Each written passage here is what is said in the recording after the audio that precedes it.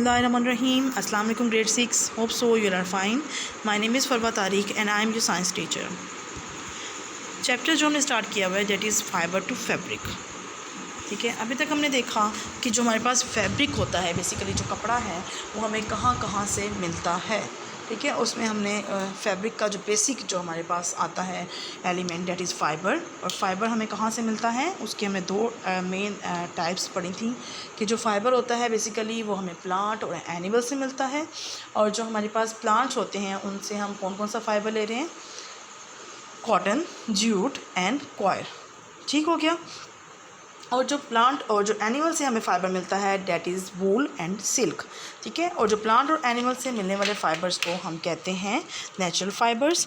और जो हमारे पास इसके बाद हमने देखा जो सिंथेटिक फ़ाइबर्स होते हैं, ठीक है, उनको हम कहते हैं जो कि हमें नेचुरली नहीं मिलते और हम यानी कि प्लांट्स और एनिमल से नहीं मिलते और उनको हम इंडस्ट्रीज़ के अंदर फैक्ट्रीज़ के अंदर खुद तैयार करते हैं, उनको हम कहते हैं सिंथेटिक फ़ाइबर्स. ठीक है, उसके अंदर जो मेन एलिमेंट हमने देखा था डेट वाज पेट्रोलियम. ठीक है, और उसके बाद हमने देखा कि जो हमारे पास फ़ाइबर होता है उससे थ्रेड यानी कि उसको कैसे स्पिन किया जाता है, देन वीव किया जाता है, यानी उसकी नीटिंग होती है. तो उसमें हमने देखा था कि जो हमारे पास सबसे पहले जो है वो थ्रेड किस तरह से एक्सट्रैक्ट किया जाता है, उसको स्पिनिंग की जाती है. उसमें हमने डिफरेंट डिवाइसेस को डिस्कस किया था. ठीक है, यानी कि डिफरेंट डिवाइसेस कौन कौन सी, जैसे टकला हो गया, चरखा हो गया, स्पिंडल एंड स्टाफ हो गया. नेक्स्ट हमने स्पिनिंग व्हील्स के बारे में पढ़ा. और जो साइंस ने तरक्की की, अब जैसे मशीनरी का इस्तेमाल है तो मशीन्स के मदद से किस तरह से धागा एक्सट्रैक्ट किया जाता है. जब हमारे पास धागा आ जाता है उसको फैब्रिक में कन्वर्ट करने के हमारे पास दो तरीके हमने पढ़े, that is weaving and knitting. Weaving में हम 2 सेट्स ऑफ थ्रेड लेते हैं.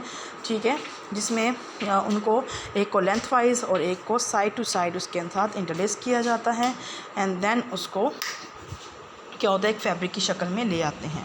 इसके बाद हमने देखा कि जो हमारे पास निटिंग है उसमें क्या होता है एक ही सेट होता है थ्रेड का और उसमें हम क्या करते हैं कि उसको स्टिचेस की मदद से यानी कि उसको जो हमारे पास नीडल्स होती हैं उसके ऊपर करके उसको स्टिच किया जाता है. उसको एक दूसरे के साथ जो नीडल की मदद से उस धागे को खींचा जाता है और देन उसको पास किया जाता है एक धागे को दूसरे धागे के अंदर से. उसके हमने डिफरेंट पैटर्न्स भी देखे थे. ठीक है, इस तरह से वो हमारे पास फैब्रिक आ जाता है. ठीक हो गया, ये हमने इसके प्रोसेस पढ़ लेते. अब हम इसकी थोड़ी सी हिस्ट्री देख लेते हैं. As you know first kind of clothes Warne by human beings were made from animal skin and different types of फर्स. ठीक है, यानी कि एनिमल स्किन से और फर ये जो थोड़े से हेयरी स्ट्रक्चर होता है, हेयरी सा टेक्सचर होता है उसको हम तो वो क्या करते थे इसको जो एनिमल्स होते थे उनकी जो स्किन थी उसको वॉश ऑफ करके उसको एज इट इज़ इस्तेमाल कर लेते थे. ठीक हो गया. With time human beings found other materials to make clothes. वक्त के साथ साथ जो इंसान थे उन्होंने डिफरेंट उसके ऊपर एक्सपेरिमेंट्स किए, उनको डिफरेंट मटेरियल्स मिले. Clothes were made from the bark of trees and even grass.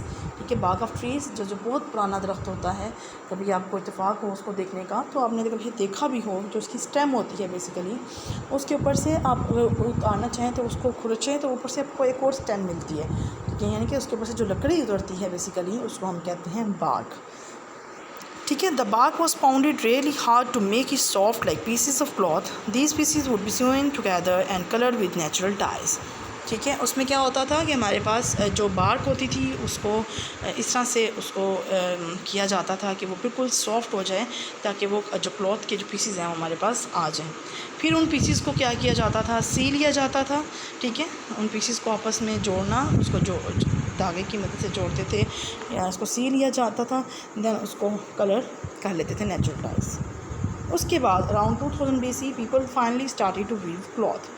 2000 BC यानी कि बिफोर क्रिस्ट यानी कि मसीह की पैदाइश से 2000 साल पहले क्लॉथ को जो बुनने का अमल था वो ह्यूमन बीइंग ने स्टार्ट किया था. ठीक है, यानी कि इस तरह फिर वो जो पीसेस थे जैसे अब बार्क ट्रीज़ के वो पीसेस को सीते थे आपस में, उसकी बजाय वो क्या करते थे वो धागे को इस्तेमाल में लाते हुए धागे से जैसे अब हम पढ़ते हैं वीविंग करना या निटिंग करना, वो जो वीविंग है बेसिकली यानी कि दो धागों को एक लेंथ वाइज और एक साइड टू साइड उसके साथ इंटरलेस करना, उसके साथ वो फैब्रिक बनाते थे. ठीक है, clothes are mainly used to protect our bodies against. Okay, ये होगी हमारी हिस्ट्री. अब हम जो नेक्स्ट डिस्कस करेंगे एक पूरे इस चैप्टर का ओवरव्यू लेते हैं, कुछ उसके जो मेन पॉइंट्स हैं उनको डिस्कस कर लेते हैं. Number one is clothes are mainly used to protect our bodies against the weather, strong sunlight, extreme cold or heat and rain. ठीक है, यानी कि जो वेदर यानी कि स्ट्रॉन्ग सनलाइट यानी कि जो सूरज की तपिश है उससे बचाता है, ताकि हमें जो उससे सनबर्न ना हो, सन टैनिंग ना हो जाए। वेदर यानी कि सर्दी हो गई, गर्मी हो गई, उससे सख्त सर्दी से भी और सख्त गर्मी से भी हमें जो कपड़े हैं बचाते हैं। बारिश से, बारिश में हम ऐसे जो हैं कपड़ों का इस्तेमाल करते हैं जो कि हमारे बॉडी को क्या करते हैं, हार्म नहीं पहुंचाते, गीला नहीं करते। जैसे शॉपर के बूट्स होते हैं, ऊपर पूरा एक कवरिंग होती है, सूट्स होते हैं, हमारे कपड़े जो इनर्स होते हैं वो सारे बच जाते हैं। ठीक हो गया। उसके साथ साथ हमें ये इंसेक्ट से भी बचाते हैं। There are two types of fiber, natural and synthetic. Natural fibers are derived from both plants and animals. Natural fibers को हम कहाँ से लेते हैं? Plants and animals से। Cotton and jute are the main fibers obtained from plants. Cotton and jute जो हैं वो main fibers हैं जो कि हम plant से लेते हैं। Coir is the fiber obtained from the outer covering of the fruit of the coconut palm. जो कॉयर है वो हम कहाँ से लेते हैं? कोकोनट पाम जो है फ्रूट है बेसिकली, जो नारियल होता है उसकी आउटर कवरिंग से। उसका भी हमने स्टेप डिस्कस किया था कि उसको पहले पानी में सोक कर लिया जाता है, देन हस्क को सेपरेट कर लिया जाता है, उसके बाद उसको बीट किया जाता है कि वो एक हमारे पास fiber like structure, thread like structure आ जाता है। देन उसको स्पिन किया जाता है, स्पिन करने के बाद उसको डिफरेंट कलर्स में डाई करते हैं और उसको फिर फैब्रिक की फॉर्म में ले आते हैं। उसके बाद था animal fibres include wool and silk. Wool is a fibre obtained from the hair of sheep and some other animals like rabbit and deer. उसके बाद था next is silk. Silk is obtained from the cocoon of the silkworm. Cocoon basically क्या होता है कि जो silk worm होता है वो स्क्रीट करता है सिल्क फाइबर्स, ठीक है, सिल्क थ्रेड को स्क्रीट करता है और उसको अपने इर्द गिर्द लपेटता चला जाता है। जब वो उसको अपने इर्द गिर्द लपेटता चला जाता है तो जो उसका जो पूरा जो धागा होता है जब उसके इर्द लिपट जाता है उसको हम बेसिकली कहते हैं कोकून। और जो सिल्क वर्म होता है वो उसके अंदर होता है। और जो कोकून है अगर हम उसको बिल्कुल खोलें, सीधा खोलें, तो वो 800 मीटर लॉन्ग का एक कोकून होता है। The process of converting fibre to fabric involve spinning the yarn. सबसे पहले स्पिनिंग का पड़ा था जिसमें हम फाइबर से थ्रेड एक्सट्रैक्ट करते थे। Then weaving and knitting. Weaving जिसमें हमने 2 थ्रेड का इस्तेमाल करते हुए जो है फैब्रिक हमें मिलता था, और 2 सेट्स उसके इस्तेमाल करते हुए, एक लेंथ वाइज और एक उसको साइड टू साइड इंटरलेस करके, एंड द निटिंग जिसमें हम उसको एक ही थ्रेड को लूप्स के ऊपर स्टिचेस के फॉर्म में एक धागे को दूसरे धागे के अंदर से पास कराते हुए उसको खींचते हुए एक फैब्रिक बनाते हैं, ठीक है, उसको हम कहते हैं निटिंग। ठीक हो गया। इसकी आपको अच्छे तरीके से एक आपकी रिवीजन हो गई कि हमने इस पूरे चैप्टर के अंदर हमने क्या क्या देखा, क्या क्या पढ़ा। अब हम थोड़ा सा इसकी एक एक्टिविटी कर लेते हैं। सबसे पहले है which of these is synthetic fibre? Silk, coir, jute and polyester. देखें, सिल्क जो होता है वो हमें एनिमल से मिलता है, कॉयर हमें कोकोनट पाम से मिलता है, ठीक है, जो फ्रूट है basically, and that is also plant, and jute जो कि प्लांट से हमें मिलता है, ठीक है। ये 3 तो हमें मिल गए प्लांट्स और एनिमल से, ठीक है। जो प्लांट और एनिमल से मिलते हैं वो कभी भी सिंथेटिक फाइबर्स नहीं होते, उनको हम नेचुरल फाइबर्स कहते हैं। तो जो ये पोलिस्टर है बेसिकली ये हमें कॉटन की जो इसकी मिक्सिंग है, इसके अंदर केमिकल कंपोजिशंस डिफरेंट होती हैं, ठीक है, तो वो हमें बेसिकली इसका आंसर क्या होगा? पोलिस्टर। ठीक हो गया। Which of these is a natural fibre? Natural fibre कौन सा है? Nylon. No, we have not studied that nylon is not a natural fibre. इसको हम फैक्ट्री के अंदर खुद बनाते हैं। Next is polyester. पोलिस्टर का तो अभी हमने देखा कि ये सिंथेटिक फाइबर होता है। Next is jute and last one is rayon. Rayon का आपने पढ़ा था कि ये हमारे पास सिंथेटिक फाइबर होता है। हमारे पास कौन सा प्लांट बचा? ज्यूट, ठीक है, जो प्लांट से हमें मिलता है डैट इज़ प्लांट, और जो प्लांट से हमें फाइबर मिलता है डैट इज़ नेचुरल फाइबर। ठीक हो गया। नेक्स्ट है which of these is use to make khadi?